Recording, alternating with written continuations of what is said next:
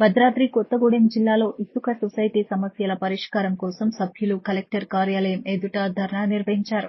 చెర్ల మండలం చీమలపాడు, కొత్తగూడెం ప్రాంతాల్లో ఇసుక సొసైటీ కమిటీల గడువు ముగిసినా నూతన కమిటీలకు అనుమతులు ఇవ్వడంతో ఆలస్యం జరుగుతోందని వారు ఆరోపించారు.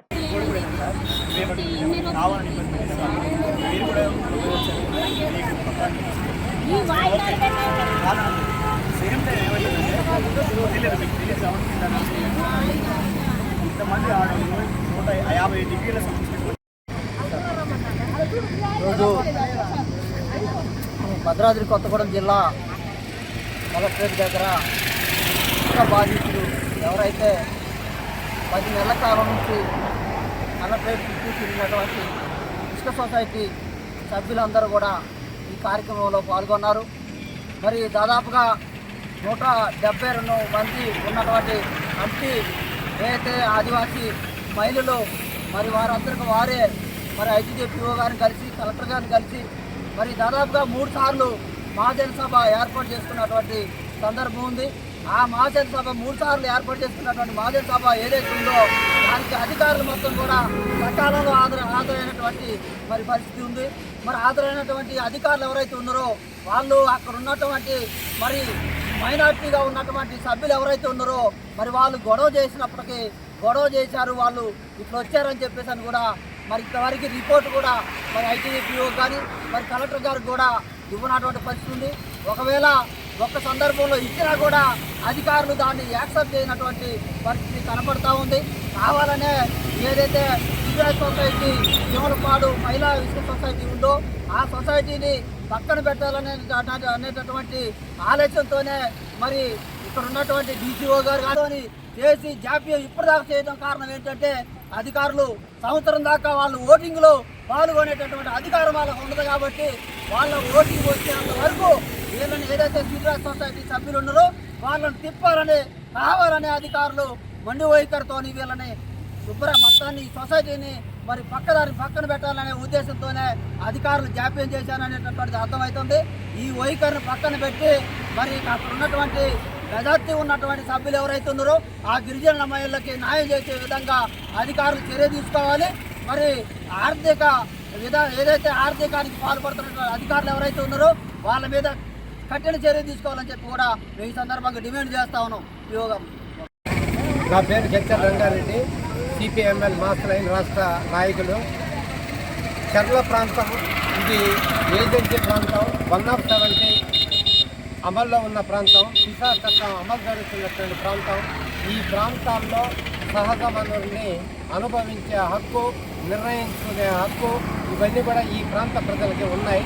ఆ విధంగా ఈ సంబంధిత ఐటీడీఏ అధికారులు ఆదివాసీలకు ఉపాధి కల్పించే ఉద్దేశంతో ఇసుక సొసైటీని ఏర్పాటు చేసి స్వయం ఉపాధి కోసం ప్రయత్నం చేశారు. మంచి విషయమే.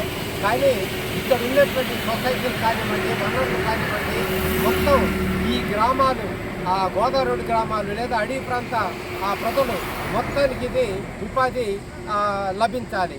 కానీ కొంతమంది దీన్ని అనుభవించడానికి సొమ్ము చేసుకోవడానికి ప్రయత్నం చేస్తూ ఉన్నారు.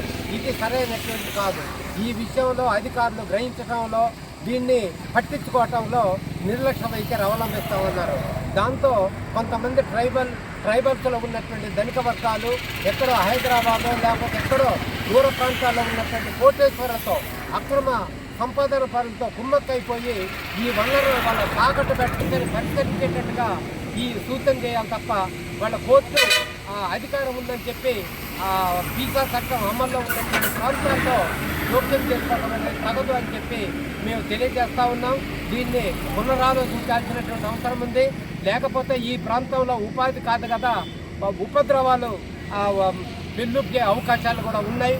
ఇక్కడ ఉన్నటువంటి ప్రజలు వీళ్ళు గందరగోళ పడే పరిస్థితులు ఏర్పడతాయి. అట్లా కాకుండా ప్రజలందరికీ, అర్హులందరికీ ఈ యొక్క ప్రభుత్వం యొక్క పథక ఉద్దేశం నెరవేరేటట్టు ఉండాలి. ఈ యొక్క ప్రయోజనాలందరికీ లబ్ధి చేకూరేటట్టు ఉండాలి.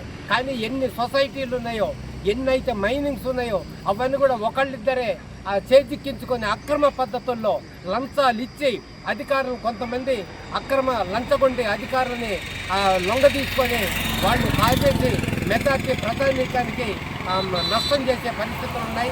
ఇవి సరైనటువంటి కాదు.